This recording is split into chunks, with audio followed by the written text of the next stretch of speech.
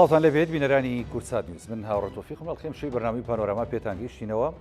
دیارە لە سەردانێکی بەڕێز قوڵبا تاڵەبانی بۆ دەستەی ناوچە کوردستانەکانی دەرەوەی هەرێمی کوردستان قوڵبا تاڵەبانی نیگەرانە لە ڕەوشی ناوچە دابڕێنراوەکان چ لە ڕووی پشتگوێخستنی لەلایەن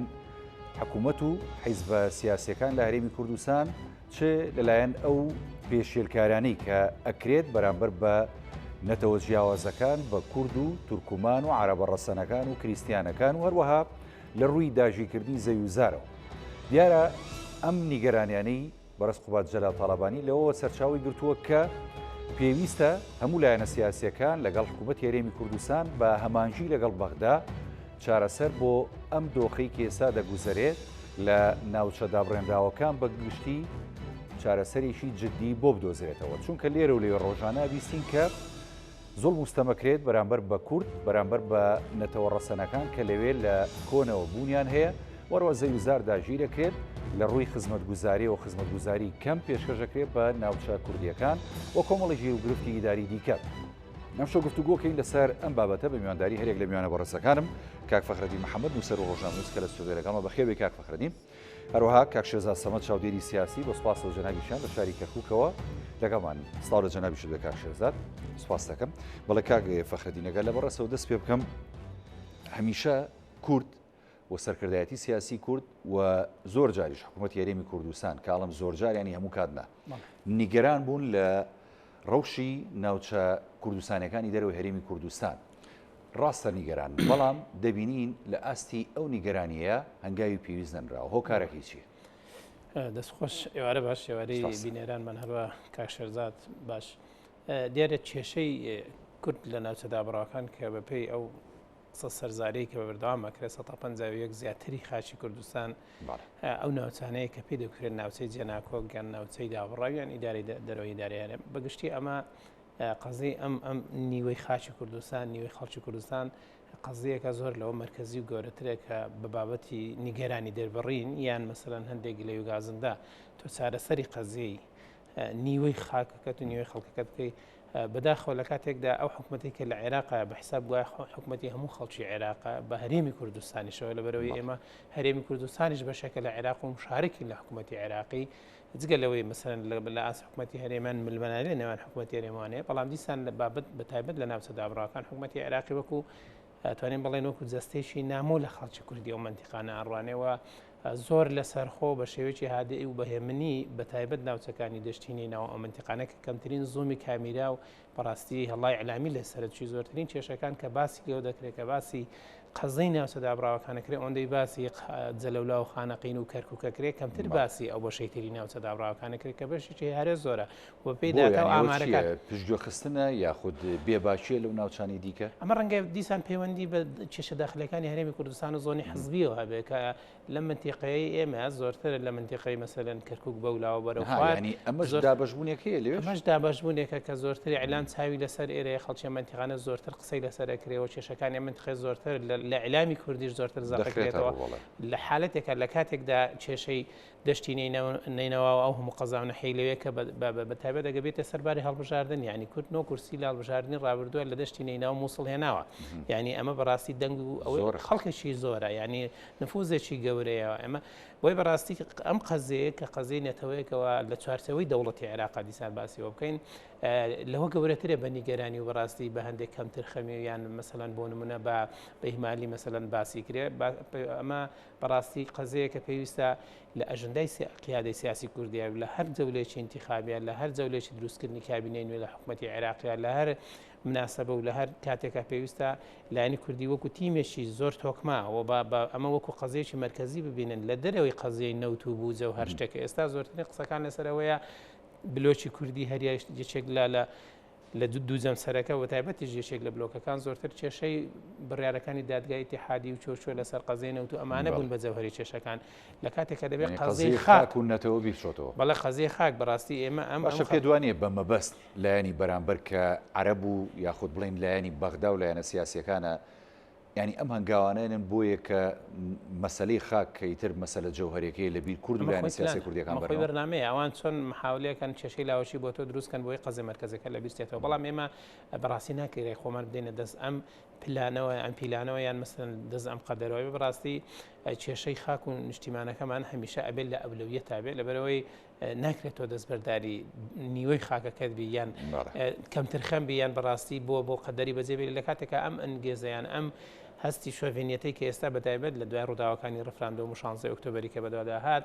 بەداخەوە هەمان نهجی سەردەمی دەتوانن بڵێن بە نەوعێک لە ناوەکان هەمان نهجی سەردەمی حکوومەتی عێراقی بەعسە کە دیسان دووبارە بێتەوە هەشمونی مەسەلەن بەلێشاو هاتنی خەڵک بۆ تعریبکردن و ئیستفزازکردنی خەڵکی کورد و بە هەموو شێواسێک ململانێکردنی حتا زمانی کوردی کە بەرانی کورد لە دام و دەستگاکان بەپێی دەستوری عێراقی مەسەلەن زمانی کوردی لە هاوشانی زمانی عەربی دوو زمانی ڕسمی لە وڵاتە دەبێت لە هەموو شوێنەیەکی پێکرێن لە کەرکووک و ناوچەکانی دەروی هەرێم بڕیاری مرکزی لە حکوومەتی عێراقەوە کە زمانی کوردی تەحمیشکرێ ئەمە خۆی ئیستفزازکردنی کووردا مەسەلەن بڕیار دەدێت پێشنیار دەکرێت ڕاکانجبوری لە 28 ئەم ئابەیە بڕیارێکی دەرکردەوە یان پێشنیارێکی بۆ حکوومەتی عێراقی کردو کە زەویە کشتتوکاڵیەکانی کە بە عقدێکی حکوومەتی عێراقی سەردەمی کۆن درا بۆ عەرەبەکان و لە کوردەکان سندرا بکرێ بە تاپۆ و بە ڕسمی لە کوردو سندرێتەوە مەسەلسیە بەڕاستی بەر ئەمانە بەڕاستی دەبێت لەسەری بینە جواب ینی ئەم باردۆخی کە لە ئێستا لە عێراقەوە لە سەردەمی تشکیلکردنی حکوومەتی نوێی عێراقین لایەنی کوردی بەڕاستی ناکرێت هەروەکو نابژێوانێک لە نێوان لایەنە ناکۆکەکانی شیعە بەبێ ئەشندای خۆی بچێ بە سەنەوەکو پیا و چاک ئەمانێک وڵاتەوە ئێمە بەڕاستی دەبێت پرۆژەی کوردی لە ئێستای حکوومەتی عێراقیان لەم کابینەی کە ئێستا ئەمە خەریکی تشکیلکردنەوە دروستکردنەوەین کورد دەبێت ئەمانە بێتە سەر مێزی گفتوگۆ یعنی ئەمانە کۆتایی پێبێن ئەگەر ئێمە بەشێکی لەم عێراقە و ئەم عێراق کێشەی هاوڵاتی ئەم وڵاتە کێشەی هەموو عێراقیەکان پێکەوێت دەبێمان ئەم کێشانە ئەگەر کۆتاییشی پێنێنێت یان ئێمە بێ یەکێک بێت لە خاڵە جەوهەرەکان کە دانووسانی پێکات لەگەڵ لایەنی بەرامبەر بۆ بەتەکید توی ئێستا کێشەی کەرکووک و ناوچەدا بڕاکان کێشەی دەشینەوە خانەقین و جەلەولا و مەندەلی و بەدرە و جەسان و هەمانە بەشێکن لە وڵاتە ینی کە کێشە لە نێوان دوونێتەوە لە وڵاتە لەم شوێنانە هەیە کێشە لە نێوان دوو پێکاتە لەم شوێنانە هەیە پێکدادان دروستە بێ مافی یەکێک پێشێلەکرێ ئەمە خۆی کێشەیە بۆ وڵاتەکە ینی دەبێت چارەسەری ئەم کێشانە بکرێت ئەگەر حکومت بەخەمی هاوڵاتی وڵاتەکەی خۆیەتی بەخەمی پێکات ئەگەر حکومت فعلا نوێنەرایەتی هەموو خەڵکی عێراقەکە دەبێت نوێنەری ئەمانش بێکە کێشیان هەیە و غەدریان لە یەکرێەوە ناکرێت هەمان میکانزمی سەردەمی بەعس هەمان عقلیەتی سەردەمی بەعس کە ئێمە قوربانیمان بۆی داوە بۆ ڕوخاندن و بۆ تێپەڕکردنی ئەم دۆخە جارێکی تر لە سەردەمیشی تر ئەمە نوێ بێتەوە ئەمە غەدری گەورەی بەڕاستی من پێویستە قیادەی سیاسی کوردی بە بەرنامەوە ئەمە کاکە عقوبات ئەمڕۆ مەسەلەن دوێنێ باسی کردەوە کە ئەو زۆر نیگەرانە بەمە ئەم نیگەرانیە حق بەڕاستی بکرێ بە پرۆژە بکرێ بە مەشروع بکرێ بە خاڵی جدی بۆ گفتوگۆکردن لەگە حکوومەتی عێراقی مەدەستخۆشی یەکەن بەڕاستی لە ماوەیەشی دوور و درێژە ئەمە یەکەم بەرپرسی حکومیە لەسەر ئاسی باڵا لە حکوومەتی هەرێمی کوردستان بەو شێوە ئاشکرایە نیگەران بێت لە دۆخی ناوچە کوردستانەکانی نیشتان هێمایە بۆ ئەوی کە عقوبات وەکو هەم وەکو یەشێتی هەمیش وەکەوەی کە کوڕی مامزەلال مامزەلال خاوەنی بەڕاستی خۆی بە خاوەنی قەزیەی کورد لە هەموو ئەم ناوچانە ئەزانی هەمیشە بەشێک بۆ لەو ناوچانە لەگەڵ خەڵکی ئەم ناوچانە بۆ تا ئەو مابوو مەسەرەن بەشی زۆری ئەو قانونانی کە ئەو قانونی ویستنەوە ئەو دەری کرد سەر لەبەر هەڵۆشانەوەی بڕیارەکانی سەردەمی حکوومەتی بەعس و لیژنەی شوونی شیمال بوو ئەمی تر جێبەجێ نەکرا گرنگە ئەمانە جارشکە مەلەفانە بێنەوە پێش لە باتی ئێستا من لە سەنگەری دیفاعێکی لاوازین کورد لە سەنگەری دیفاعێکی لاوازە ئێمە بەڕاستی دەبێ ئەم قۆناغە بگوازن لەبەر حکوومەتی عێراقیش هەندە حکوومەتێکی بەهێز یا هێزە سیاسەکانی عێراق هەندە کۆک و بەهێز و تابا و خاوەن پرۆژە بەڕاستی دنیا ئەمڕۆ لە هێزە سیاسەکانی عێراق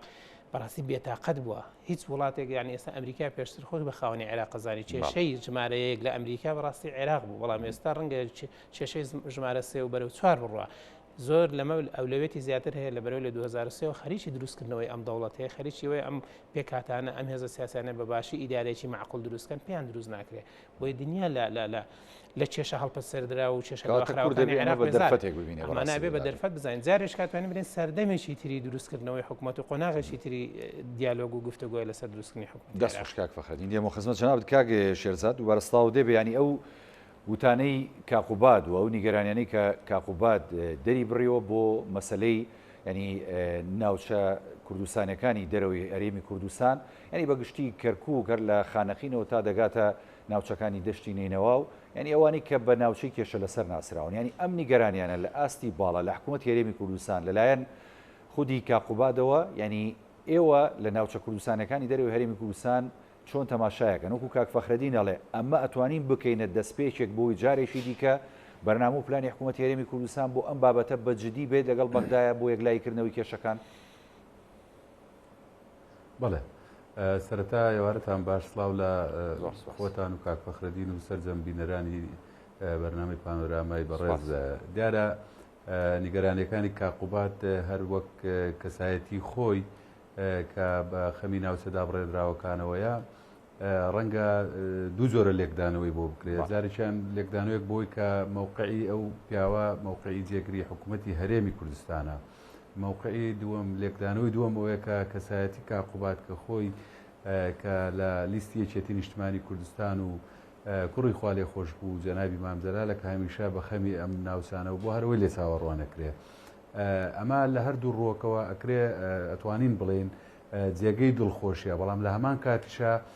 پێویستە کار لەسەر ئەوە بکرێت کە ئەم نیگەرانیانە کە لە خودی کاقوبات لەو مووقعەوە کە دەری ئەبڕێ کار لەسەر ئەوە بکرێ ئەم نیگەرانیانە ببێت بە نیگەرانی ڕسمی حکوومەتی هەرێم پەرلەمانی هەرێمی کوردستان، ببێت بە دەستپێشێک بۆ ئەوەی کەوا لە سەرجەمە و گفتوگویانەی لەگەڵ حکوومەتی مەرکەزیە کە ئەنجامەدرێ سێ پەیوەست بە مشارەکەی کورد لە بەغدا چ لەسەر پۆست و پایەکان و وەزارەتەکان چ لەسەر مەسلەی بودجە و لەسەر مەسلەی موچە و ئەوانە من پێم وایە ئەمە سوکەت مەسلەی خاکە مەسلەی ناوچەدا بڕێنراوەکان مەسلەیەکی مێژوێکی قوڵی هەیە، ینی تەنها لە ئەوە نییە ململانەیە لە نێوان وەک وێنا ئەکرێەوە قسەی لەسەرکرێ کەم تەرخەمی لایەک بە یا دوولایەن ئەمە ناوسەی کێشە لەسەرەکە لە دەستوری عێراقیشا بە مەناطق المتەنازع عەلەیهی ناوبراوە، ینی چەند تەرەفێکی کێشەکە هەیە. ئەمە ڕاستەوخۆ ئەبێ دراسە بۆ هەموو ئەو تەرەفانە بکرێت. جارێ ئەگەر تەمەشای کاریگەریەکانی هەرێمی بکەین بەسەر ئەم کێشەیە تورکیا دەستی ڕاستەوخۆی هەیە لەسەر ئەم کێشانە توانین بڵێن تەرەفێکە لە کێشەکان و هەروەها کە عەرەبی سوننە بە درێژایی ئەم سنوورانە لەگەڵ ئێمەیان و لە حکوومەتی عێراقا بەشدارن و کوتلە و کابینەکانە تەواجودیان هەیە، ئەوانش بەشێکی کێشەکەن کە ڕەنگە ئەجندایەکی عەرەبی قوڵی لە پشتەوە بێ. وەک چۆن ینی کێشەی خاک لە زۆر وڵاتە هەیە، چۆن قودس کە جەنابی مام جەلال کاتی خۆی وێنای کردیا وەسفی کرد بە قودسی کوردستانە، ئەوە وەڵامێک بوو بۆ هەموو ئەوانەی کە قودس ئەگەر چەند پیرۆزی هەیە لە لای ئەوان ئەوەنەش پیرۆزی هەیە بۆ ئەمە مەسەلەکە خاکە.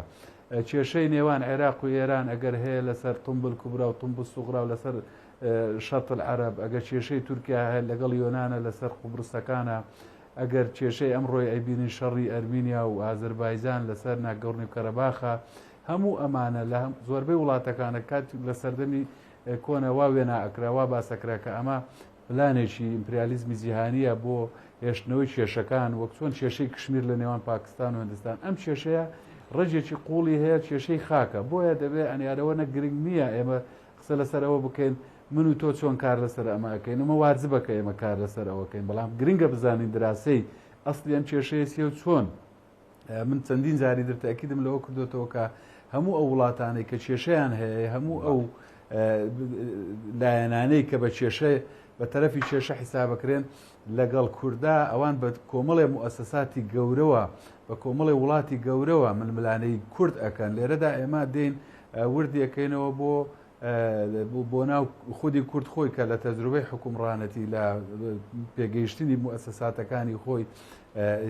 چەند ساڵێک تەمەنێتی، بەڵام لە هەمان کاتیشە ینی هیچ ئیستیعابی هیچ ئەوەمان ئیستیعاب نەکردووە کە خەتەری ئەم کێشەیە چەند گەورەیە. گرنگجێکی وای پێ نەدراوە لەم دواییەدا ناوچەی جێناکۆکەکان لە بوو بە دۆسەیەک بوو بە مەلەفێک لە حکوومەتی هەرێمی کوردستانە و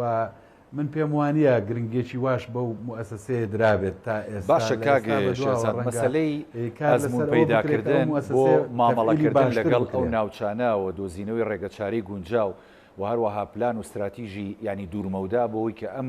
کێشەیە بگاتە چارەسەر و نەگاتە بنبەست. ینی بۆ نمونە ئەگەر هەرێمی کوردستان یاخود لایەنە سیاسیەکان و سەرکردە سیاسیەکان هەرێمی کوردستان خۆیان لە ئاستی ئەو ینی دۆسەیەدا نەبن، یخۆ بۆ نمونە ینی هەرێمی کوردستان و لایەنە سیاسەکان ئەتوان پەنابەرنەبەرنەتەوە یەکگرتوەکان بۆی کە ئەوان هاوکار و پشتیوان بن. بەزەبەت بۆ باسکەم بەڵێ ینی ئەتوانرێت ئەوە بکرێت ئەگەر ئەکرێ بۆ نایکە هەرێمی کوردستان. بەڵێ من پێم وایە تەرەفێکی هۆکارێک کە هۆکاری نەکردنەکەی کێشە و ململانەیەکی ناوخۆیی هەیە لەسەر ناسنامەی ئەم ناوچانە لە نێوان خودی کورد خۆیدا، ینی تەمەشاکە بە درێژایی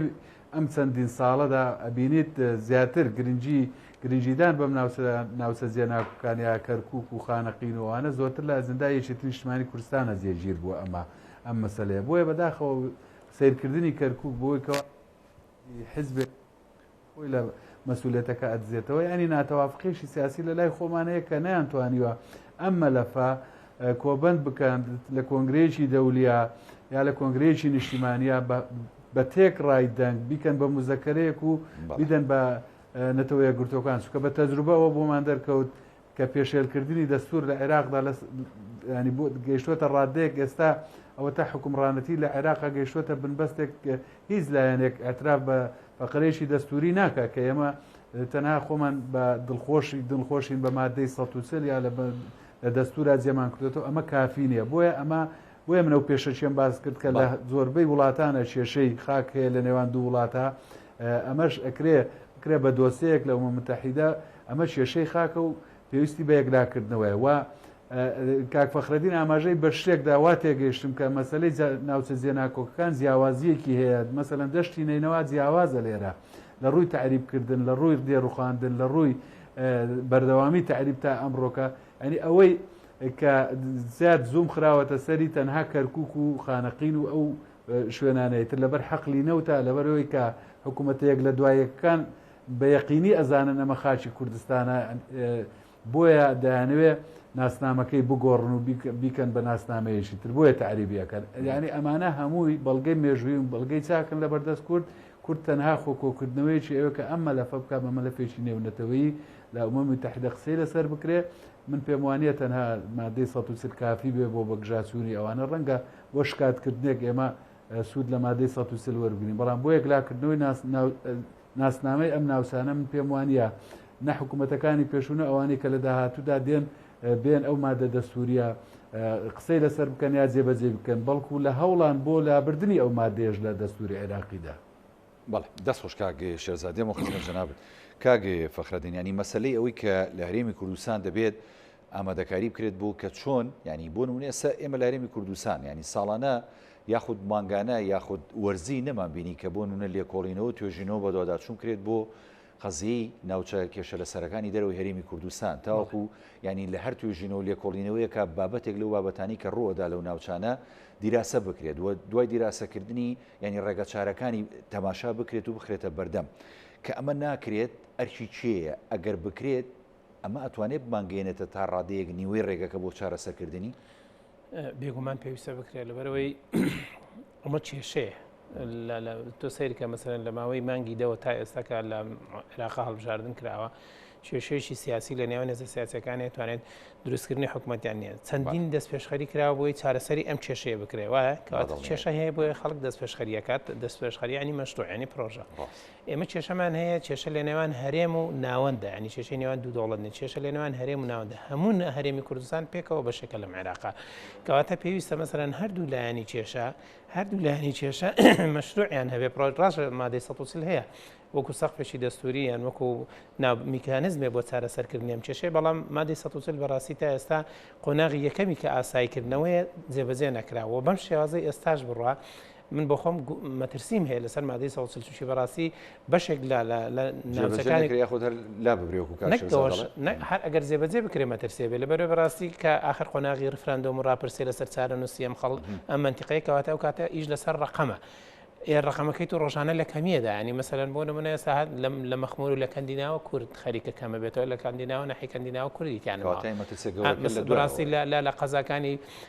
نەحی قەزاکانی سنووری دەشینێنەوە سنوونی و باشیق و مەسەلەن هەندانی و چۆ بەشێک لەمانە کورد بە بەردەوام دەرەکریان بۆ خۆی ڕایەکە ڕەوەکە، یان مەسەلەن بۆ نمونە سعدی و جەلەولا بەدرە و زەسان و ئەمانە ڕێژەی کورد ئێستا لەوێ لەکوێیە، خۆ بەس کەرکووک ڕاستە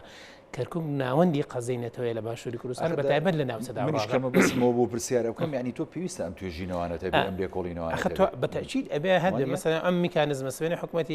عێراقی ئەڵێ فەرمون مادەی 140 با جێبەجێکەین، قۆناغی یەکەمی نەکراوە ئاساییکردنەوە، یعنی ئەوانەی کە وافدن ئەوانەی سوودمەندن بە هاتنی لێرە 10 میلیۆنیان وەرگرتەوە عرزیان وەرگرتەوە و سوودمەند بوون دەبێت بگەڕێتەوە ئەو شوێنەی کە لێوەی هاتووە و ئەوانەش دەرکراون بنەوە جێخۆی ئەمە تەواو نەکرا ئەم قۆناغا باشە کەم قۆناغە نەکرا مادەی 140 بەناوعێک لە ناوعەکان پەچی کەوتووە دەبێت کورد پرۆژەی تری هەبێ و یان پرۆژە هەبێ بۆی چۆن ئەمادەی جێبەجێکا و میکانیزمەکانی جێبەجێکردنی ئەمادەیە بەداخەوە سەرکردایەتی سیاسی کورد کە خۆی تۆزێ پەرتەوازە و بێبەرنامەیە و دوو ڕوئیای جیاواز بۆ چارەسەریان بۆ بینینی ئەم کێشەیە هەیە کەمتر لەوە گەڕاوتنەوە بۆ ناوەندەکانی توێژنەوە بیرکردنەوە لە وڵاتیان ئەگەر بڵێم نیمانەیان کە بەڕاستی وەکو پێویست ئاوری لێندراتەوە ئێستا من ڕۆژانە پێویستمان بۆیە لەسەر قەزەی کورد لە باشووری کوردستان چارەسەری قەزیەکانمان وە ناوچە دابڕاوەکان کۆنگرە و کۆنفرانس بکرێ زانکۆکان بێن بەڕاستی توێژینەوە و تەرح پێشکەشی دەسەڵاتی هەرێمی کوردستان و لەگەڵ زانکۆکانی بەڕاستی عێراق و باشوورش بێن توێژینەوە بکەن بۆی چارەسەری کێشەی عێراقیەکان چۆنەکرێت چێم دەوڵەتات لە 25 تا ئەمڕۆ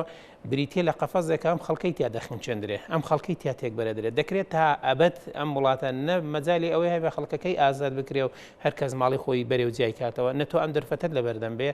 و نە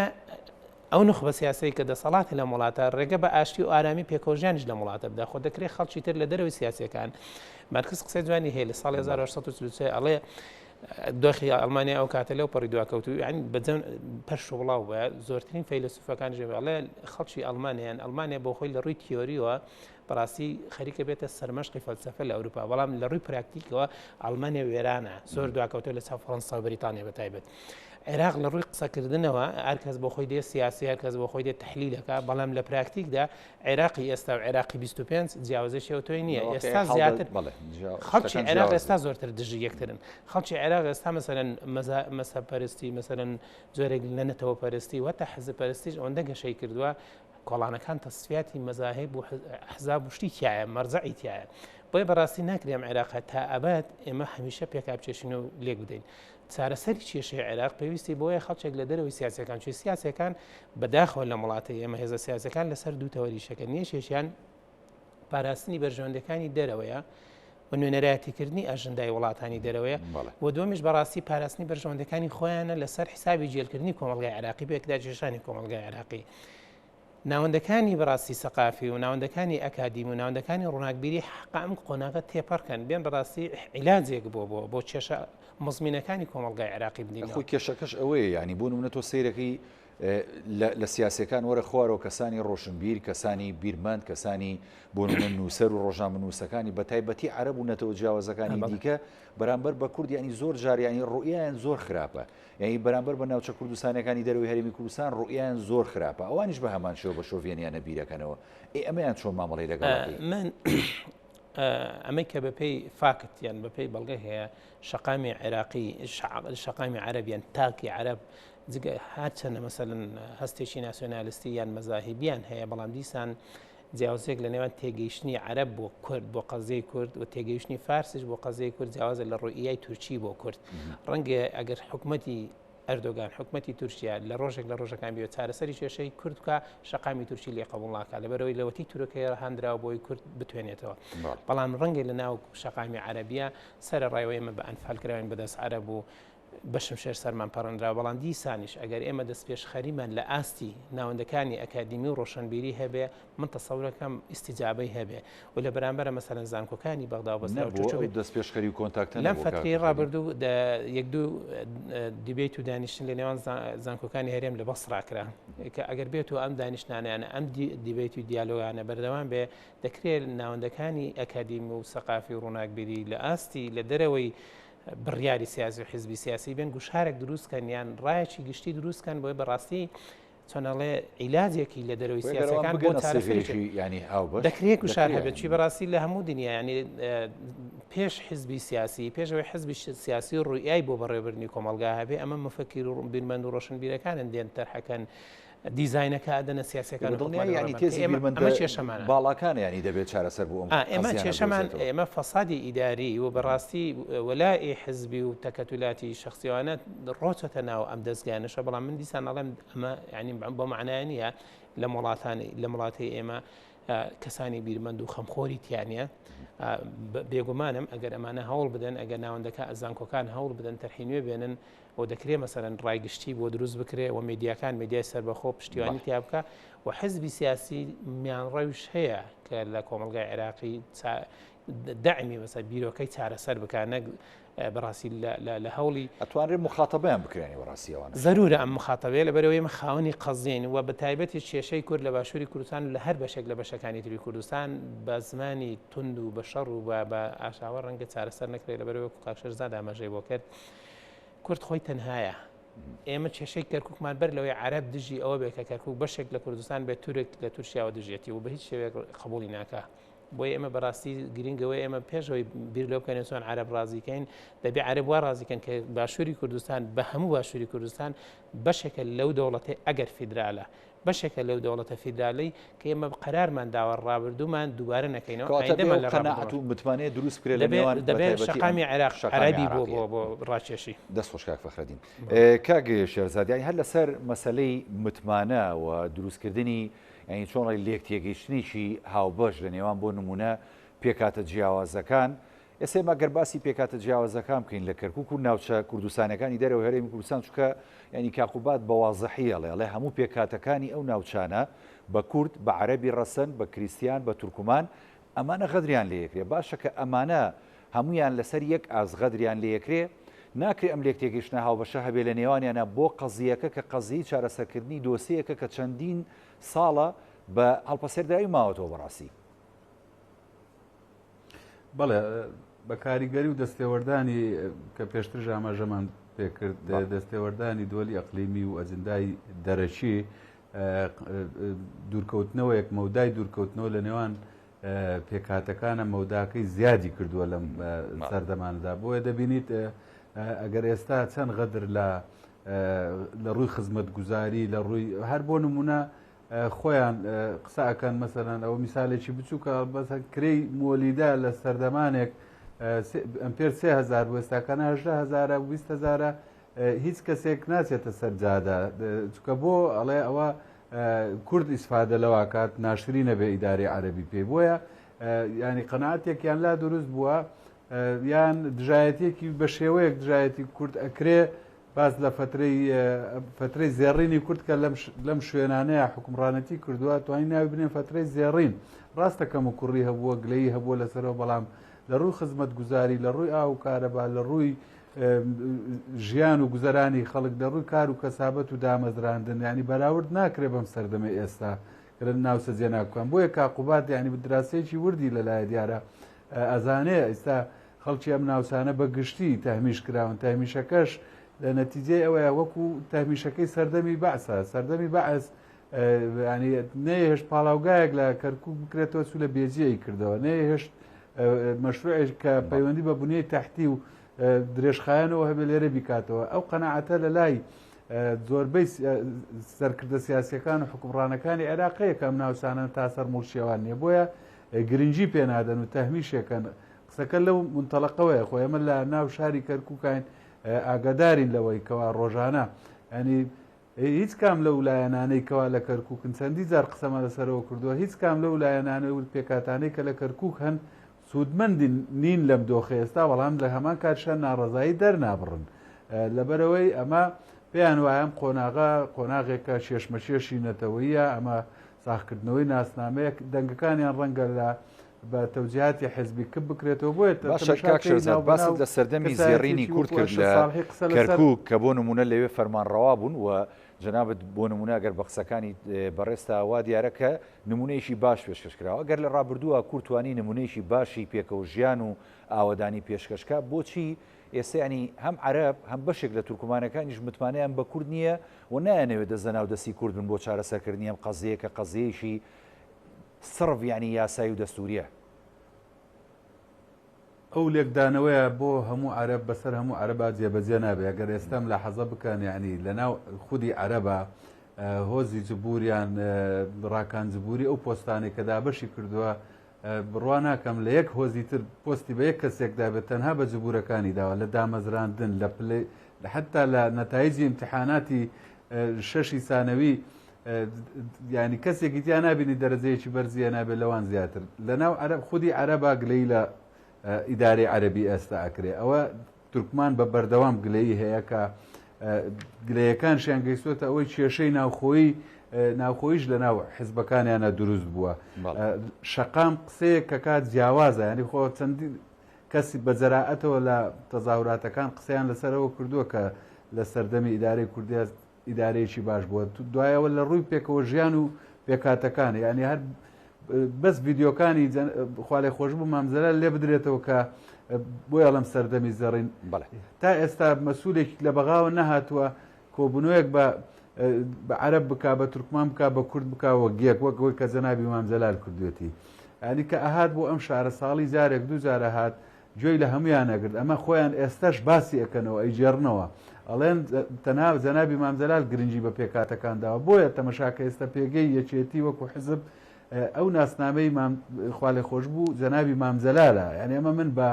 مبالغە نایڵێم ئەمە بە ئیسپات و بە دلیل کە ئەوە سەردەمی زێڕینە بۆ کورد کە لەم شارەیە توانیوەتی گوێ لە پێکاتەکانی تر بگرێت توانیوەتی کۆمەڵی خەدەمات تەقدیم بکە بۆ ئەو ناوسانە جەنابی مامزەلال کاتی خۆی لەسەر بودجەیەشێتی پارەیەکی تەرخان کرد بۆ ئاودانکردنەوەی دیاتەکان یەکەم جار لە گوندی بەشیرەوە دەستی پێ کرد دوایی هات لە ناوچەی دووبس کە تێکەڵەیە لەو گوندانەوە دەستی پێکرد ئەمجا چەند ساڵێک دوایەوە گواستەوە بۆ گوندەکانی ساڵی و بیبانی لای منطقەی جەباری و ئەوانەوە ینی ئەمە بە دلیل دایمەن خزمەت گوزاریەکانی کە کورد پێشکەشی کردووە یان ئەو پێکەوە ژیانەی کە کورد کردوێتێ ئێستا هەندێک لە خۆمان گلەی لەوە ئەک بە پێچوانەوە ئەڵێ ئارە و کاتەش تەنها خزمەتی عەرەب و تورکمان کرا بەڵێ خزمەت کراوە بەڵام بۆ تێگەیشتن بۆ لەو پێکاتێ چکە مازانین جەنابی مامزەلال هیچ کۆبنەوەیەک نەبووە تەکید لە بەرپرسەکانی یەکێتی نەکاتەوە لە کۆبنەوەکانە کە ئەیوت بەم شێوەیە کەرکووک ناسێتەوە سەر کوردستان ئێوە ناکرێ بە ئاڵایەکی کوردستان ئیستفزازی ماڵێکی تورکمان بکەن لە عامودەکەی بەردەم ماڵیان ئاڵایەکی کوردستان دابنن هەرێمی کوردستان و لایەنە سیاسەکان و سەرکردە سیاسیەکان کاک شێرزاد ئەتوانن بەو ڕاستەڕێی سەرۆک مامزەلال دابڕۆن بۆ چارە سەرکردنی ئەم قەزیە گرنگە یاخود نەخێر لە ئاستی ئەو پێویستیەدانی نەخێر لە ئاستی ئەوەیان نەبوونا دانی جێگرەوەی جەنابی مامزەلال زۆر زەحمەتە لەسەر ئاستی کورد من قساکەم لەناو حیزبێکات جێگرەوەشی بۆ دروست ببێت و بە چەند ساڵێکی تر بتوانێت پیادەوە بکە بەڵام ئێستا کورد غیابێکی هەیە کورد یعنی مەرزەعێکی نییە قسەی لەگەڵ بکرێمە بە اعترافی عەرەبەکان کە ئەڵێن بۆیە کێشەکانی عێراق تەقیوەتەوە ئێستا کورد یەک مەرجعی هەبوو شیعەش یەک مەرجعی هەبوو کە عەبدولعەزیز حەکیم بوو کوردیش جەلال تاڵەبانی بوو ئێستا و دوو مەرجعە هەردووچیان کۆسی دواییان کردووە تەمەشاکەی نێوماڵی کورد بووە بە دوو بەشەوە نێوماڵی شیعەش بووە بە دوو بەشەوە بە پێچەوانەوە سونەکان خۆیان کۆ کردوێتەوە لەمەیە کە لەو سەردەمانەیە ئەوان کە هەر زۆر پەرتەوازە بوون دەست خۆش کاگە شێرزادێم و خزمەتشان کاگێ فەخرەدین لە ئێستادا بەدیلی مادی 140 هەر مادی 140 یاخود نەخی ڕێگەچاری دیکە هەیە بۆ ئەم بابەتە وڵات طبعا ئەم بابەت ئەم پرسیارە بۆ من ڕەنگە زۆر قرس بێ ئەمە پێویستی بۆیە لەسەر ئاستی قیادا لەسەر ئاستی مەتا بڵم ڕێی عام ڕێکخراوەکانی کۆمەلگای مەدەنی و بەتایبەت ئەم پرسیارە بۆ کورد یعنی کورد بە دوای بەدیلی 140 بگەڕێیان مەسەرەن لایەنی بەرامبەر شتێکی تر بێنێتە پێشەوە قسەکە بۆچی ئەوەی بۆ نمونە ترسێ لەوەی کە ئەگەر لە داهاتووە دەستوری هەمیشەی عێراق دەستکاری بکرێت یەکێک لەو مادانە مادی 140 وە لە بەرامبەری شایانی کورد هەمیشە لە ڕاستە لە ڕابردوو پێداگەر بوو بۆ جێبەجێکردنیان مادێ بەڵام لە دوای مەسەلەی ڕێفراندۆم و ئەو قەزیانی کە بە دوای داهات ینی کورد خەمسارد بۆ لە مادی 140 قسەکە ئەمێ خۆی ئەگەر دەستور دەستکاری بکرێ زۆر بند بنەما هەیە ڕەنگە یەکێک لەوانەیە کە باسی دەوڵەتی اتحادی لە عێراقایەکە و ئەگەر بە تایبەتیش ئەو ڕیایی کە سەدر بۆ بەڕێوەبردنی وڵات و بۆ دەوڵەتی عێراقیەتی مەسەلەن پێی وایە دەوڵەتێکی مرکزی لەم عێراقا هەبێ زاخۆ بۆ بەسڕایەک سیستەمی حکومڕانی هەبێ ڕەنگە یەکەمین مادەکە دەستکاریەکەن بابەتی دەوڵەتی فیدرالی بێت چی دەوڵەتی فیدرالی لەسەر ئاسی عامتۆ ئەم وڵاتەکە پێناسەیەکەی بە دەوڵەتێکی فیدرالی ینی فرەنەتەوە فرەنەژات فرەخاک ئەمە بۆ خۆی قەزەیەکی گەورەیە بۆ عەرەب کە پیان وە بۆ سەردەمی 2005 کام دەستورە تێپەڕەندراوە ئەمریکا و غەرب و چێ لە پشتی ئەم ئەژەندایە بۆ کورد دەرفەتی وەرگرت ئەمانەی هێنایە گۆڕێکە ئەو مادەی دەستوریانی کە پێی وایە مەسەلەن حکوومەتی هەرێمی کوردستان تا 93 لەکوێ بووە ئەوەندا ئەوە لەو دیوەوە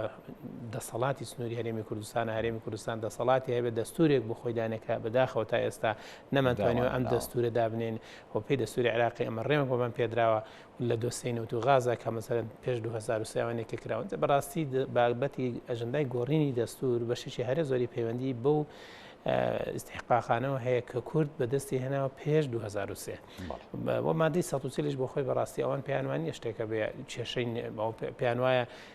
عێراق خۆی یەک عێراق و یەک دەوڵەتە ناکرێت شتێک هەبێت ناوی کێشە بێ ینی وڵاتە کێشەیەکی تیاابێت لە نێوان چێ و چێ ناوەند و هەرێم ئەمە نێشتی وان بەڕێیوان کە زۆر قسان لەسەرم بابەتە کردووە ئەمە ئیتر دەبێت دەوڵەتی عێراق بڕێ لێ بکە و بەشێکە لەم هەرێمی کوردستانەیە بەشێک نییە نەگەوەی کە ببێ بە خەڵکی تر بێتە ناوخۆ حتا بەپێی ئەم میکانزمە یاسانی کارانرا بوو ئەگەر حکوومەتی هەرێم و بەغدا نەکەوت حالەتی کۆتایی هێنان بەمە دەبێت لایانی سێم بێکەنەتەوەی گرتوەکانە بۆ چارەسەری ئەم کێشەیە کامە عەرەب زۆر دژی ئەم ڕوئایە هاتن لایانی سێم بۆ مەسەلەی بۆ چارەسەرکردنی بەتەشیت یعنی ئێمە بەڕاستی چۆنەڵێ حەکەمێک هەبێ یان چۆن چاودێرێک هەبێ بزانێت کاملا بە دوای چارەسەرا ناگەڕێ و یان بەشێکە لە دروستکردنی کێشە کورد بۆ داوای ناکات تا ئێستا کاک ئەمە لەبەرەوەی قەزەی مادەی 130 کە ئەماڵی مادەی 130 واتە چارەسەری کێشەی ناوچە دابڕاوەکان لای کورد بەڕاستی بەداخەوە توانم بڵێم قەزەی پلەیەک نییە تا ئێستا ئێمە زۆرتر قەزەی ترمان هێناوەتە گۆڕێ و ئێستاش زۆرتر ململانێ سیاسیەکان بەداخەوە لە نێوان دوو هێزی سیاسیە کە ئەمەش ئەوواڵەکەی زۆرتر لە ئاستۆی ئەو لایەنێک ئەمڕۆ پێی وایە ئەو نوێنەراتی کوردەکان چی لەسەر ئاستی دنیا هەر نەتەوەیە کە ئەبێ بنێتەوە ئەو هێزەی کە زۆرترین خەڵک لەگەڵیەتیان پێی وایە زۆرترین دەبێت زۆرترین قوربانی زۆرترین تەنەزول بۆ هاونەتەوەکەی خۆی بکە بۆ ئەی جستێکی یەگرت و هێزێکی یەگرت و دروستکە لە بەرامبەرەکەی ئەمە کوشۆڤینیت نا بەڵام وەکو پرۆژە وەکو مەشروع کام لە پێی وایە ئەم براگەورەیە دەبێت ئەم براگەورەیە زۆرترین تەنەزول و قوربانی بکە بۆ ئەوی بتوانێت هەموو هێزەکان لە دەوری خۆی کۆکاتەوە نەک براگەورەی بەواتای بەڕاستی چۆناڵێ ئەوەی کە پێی وایە بە خەڵک هیچ نییە ئەو تەنها مەرجە و تەنها نوێنەرە ئەمە تەفرەت و ناکردن و بەڕاستی پەرتەوازەکردنی ناوماڵی کوردیە ئەم ئەنگێزەیە ئەمە بە نەتیجە ئەمەری دروستە بێ بۆیە کورد دەبێت بۆ ئەم قەزیە بەزە دەرگای بەغدا بوودا یاخود پایتەختی وڵاتانی هەرێمایەتیش گرنگە بۆمە بەتەشید وڵاتانی هەرێمایەتی کاریگەریان هەیە لەسەر شێوازی بەڕێوەچوونی پرۆسی سیاسی لە عێراق و هەر کێشەیەکش لە ناو عێراق بە ورد و درشکە دروست هەبێ و چارەسەرە بێ وڵاتانی دەوروبەر تەسیریان لەسەری بەس بە بڕای من باشترین چارەسەر و باشترین میکانزم و ڕێگە چارە ئەوەیە کە کورد لە بەغدا چارەسەری کێشەکانی خۆی بکە هەرچی تواناو هێزی هەیە بەڕاستی لەم کاتەی ئێستا کات زۆر گرنگە و دەبێت لەم کاتەی ئێستا کە ڕەنگە پاش سێ مانجیکە ئەم دۆخی کە ئێستا هەیە بەم جۆرە نەبێ لەم کاتەی ئێستا پیاوی دەرفەتمان هەبێ و بتوانێت ئەم بارودۆخە بەنەوعێک بقۆزێتەوە ئەو عیلاقاتە نێودەوڵەتی هەمانە من ناڵم ناوچەیە ئەو عیلاقاتە دەوڵەتی هەمانە ئەو پێگەی کورد لە هەر شوێنە هەیەی بەکاری بێنێ بۆ ئەوی بەڕاستی پارسەنجی هێز لە بەغدا بەلای ئەمدا بکشێتەوە چارەسەری بەشێک لە کێشەکانی بکەگار هەموو کێشەکانیش نەبێت چیە مەگەر ئەمە هەمووی بە پاکێجێکش نەبێ ئەکرێ مەسەرەن بەش چارەسەری کێشەکانمان بکەین و ناکرێ ئێمە بەم بێ باشیە ڕۆژێکدا دێ مەسەرەن ئەمە لەم موقعی دیفاع بین ئەم موقعی دیفاع لاوازە بین لەواسێ وردەوە لە پاڵمان پێونێن بە نەتیجە ئیسمان لە دەست نەبینێ ئەو کاتیانی دەچە هەرێمی کوردستانی شوێتە بەتەشید شیامانە ئێمە سەنگەری پێشەوەی ململانێ ئمە بەداخەوە بکە ئاڵە ململانە چی ئێمە لە دەوڵەتێکە ئاژین بە پێی دەستوری یەک دەوڵەتمانەیە ناکرێ ئەم لە ناو دەوڵەتە هەرێم و ناوەندێک یەک هەرێمت هەبێ هەرێمەکە مەسەلەن نیوەی خاکەکەی لابێ ناوەند ململانەیەیان پێشبڕکەی لە ناوبردنی ئەم هەرێمەش بکە خۆی ئەگەر بەغدا ئەمڕۆ شانازی بکە قۆناغی دوای 2023 کە یەک شانازی تابێ ئەوش شانازی ئەوەیە دەوڵەتێکی ئیتیحادی فیدرالی پەرلەمانیە کەمان ئێستا پەرلەمانیان سوک و ڕسوا کرد پەرلەمانیان کردە مەیدانی حیوان سەوزە فرۆشی بەڕاستی حادەکەمەوە باشە ئەگەر بێت و ئەمان ئەم ململانەی لە ناوبردنی هەرێمی کوردستانە بکەن کەواتە ئەم دەوڵەتەی کە باس دەکریان ئەو هەموو ملیار دلاری کە ئەمریکا و پەیمانەکان سەرفیان کرد ئەو 5,000 جوندەی کە ئەمریکا بەخشی لە پێناو عێراق بۆ ئازادی لە عێراق و عێراق دەرگا ڕۆژهەڵاتی ناوەڕاستی نوێ و گەورەیە هەموو ئەمانە دەبن بە درۆی گەورە لەبەرەوە بەڕاستی کە شتێک ئەمڕۆ عێراق شانازی پێ بکە کە ئەوەیە لە عێراق فدرالیت و ئیتیحادیت و هەرێمێکی ناوی هەرێمی کوردستان ئەوان قبولی ئەم جیاوازیانە کرد بۆ بەڕاستی ئێستا ململانەکان لە دۆخێکدان کە ئەم ئەنگێزەیەکتری سڕینەوەیە بە تا دێ زیاترەکە و گەشترەکە بۆیە کە پێشتری ئاماژەم پێ بکات پێکرد وڵاتانی دنیا بەڕاستی کەیسی عێراقیان خستۆتە دواوە بۆ لە بەرەوەی بێتاقەت من لەوەی کە ئەم عێراقیانە ناتوانن پێکەوەژین و ناتوانن ڕێککەون لەسەر پاکێجێک کە بتوانێت ئیدارەیەکی معقولی خەڵکی عێراق بدەن بەم هەموو داهاتێکی ئێستاهیانە. دو پەیامت لەم بارەیە بۆی دوای شتۆن لای کاک شێرزاد. دۆخسەم لە بەرنامەیەوەی بەڕاستی من داوا لە هێزە سیاسەکانی کوردستانەکەم لە چوارچێوەی یان لە ڕوانگەی ئەو ڕۆیەی کە کاقوبات هەی بۆیان ئەو خۆمخۆرەی کە هەی بووە بێن ئەمە بکەن بە مەشروع بیکەن بە پرۆژە و بەڕاستی هەوڵەشی جدی بکەن بدەن لەم سەردەمی دروستکردنەوەی حکوومەتی عێراقیدا کە موقعی بەغدا موقعیکی بەهێز نییە بەشێک لە کێشەکانی کورد لە ناوچە دابڕاوەکان چارەسەر بکەن بابەتی نەوەخنەوە غاز و خۆی حەلەبێ. دەستە خۆشە کاک فەخردین. کاک شێرزاد دواسەرت جوو ڕۆیای جەنابیشە لەم بارەیەوە فەرموو. وڵام من ئەوە تاکی دەکەمەوە ئەو نیگەرانیانەی کاقوبات بگوازرێتەوە لە نیگەرانی کەسیەوە یان وەکو ئەو موقعی کە ئەو جەنابیتایەتی بەشێکە لە حکوومەت هەموو حکوومەت نییە بگوازرێتەوە بۆ لەلایەن هەموو لایەنەکانی سەرگۆڕەپانی سیاسی کوردستانەوە بە معارەزە بۆی لە دەسەڵات هەیە تەرجمەیەکی وای بۆ بکرێت کە ئەمە قەزیەکی نەتەوەیە قەزیەکی زۆر گرنگەوە دۆخی ناوچە دابڕێنراوەکانش ئەوە ئەخوازێکە بە جددیتر لەسەر ئەم مەوزوعانە قسە بکەن یعنی ئەمە دەرگایەکی باشە کراوەتەوە و لە هەمان کاتیشا من تاکید لەواکەمەوە ئەو مەلەفەی کە ئێستا لە حکوومەتی هەرێما هەیە مەلەفی ناوچە دابڕێنراوەکان بەڕاستی کار لەسەر کۆکردنەوەی داتا و زانیاری و ئەو تەجاوزاتانەی ئەکرێتە سەر مادەی 140 کە بە شێوەیەک بێ کە ئێمە قسەمان هەبێ لە سەر هۆکاری جگە لە ئەوەی کە حکوومەتەکان هۆکار بوونە لە جێبەجێ نەکردنی بەڵام لەم فترەی کە جێبەجێیان نەکردو چەنە تەجاوزیان کردوتە سەر مادەی 140 بوو یان ئەو مەترسیانەی کە هەیە لەسەر مادەکە بەهۆی ئەو فترە زەمەنیەوەیە کە تەهمیش کراوە و هێرش کراوەتە سەر مادەکە خەڵک کێدراوە نیشتەجێکراوە بابزین چەندیان ئاماری 57یانەیە چەند لەو خەڵکانە بە هەمان پیلانی بەعز نهاتوونەتەوە ئەمانە چەندێک لەو کەسانەی کە بەرپرس بوونە لەم ناوچانە تەجاوزیان کردوتە سەر مڵک و ماڵی کورد ئەمانە هەمووی کاری ئەو مەلەفەیەکە لە حکوومەتی هەرێما هەیە و کارکردنی هەموو حیزبەکانی کوردستان پێویستە خۆیان بە خاوەنی کەرکووک و ئەم ناوچە دابڕێنراوە بزانن جگە لەمە خیتابی سیاسی تریان لێوەرناژیرە لەم ناوچانە. دەستخۆش سپاس بۆ برای بەڕێزمان کاک شێرزاد سەمەد چاودێری سیاسی کە لە کەرکووک لەگەڵمان بووی. سپاس بۆ کاک فەخردین محەممەد نووسەر ڕۆژنامەنووس کە لە سۆدۆ لەگەڵمان بوو. سپاس کاکە فەخردینکە. بەڵای بینەرانی بەڕێز ئەڵقەیەم شەوی پانۆراماتان پێشکەش کرا خواتانە.